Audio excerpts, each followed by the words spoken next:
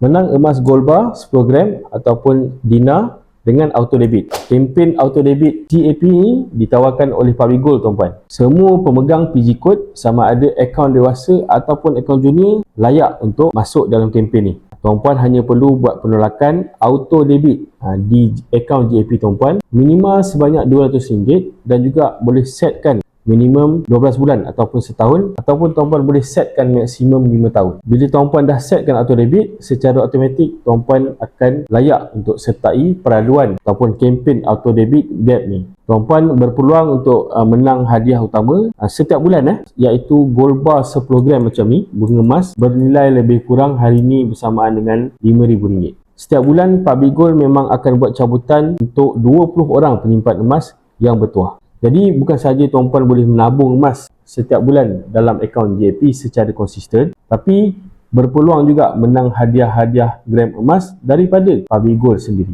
Bagi mereka yang masih belum ada lagi akaun emas, boleh isi je detail di beg biru kat bawah ni, ataupun boleh DM saya secara terus untuk saya hubungi tuan-puan dan bantu tuan-puan untuk mulakan simpanan emas sambil menyimpan, berpeluang dapat lagi tambahan emas daripada Public Gold.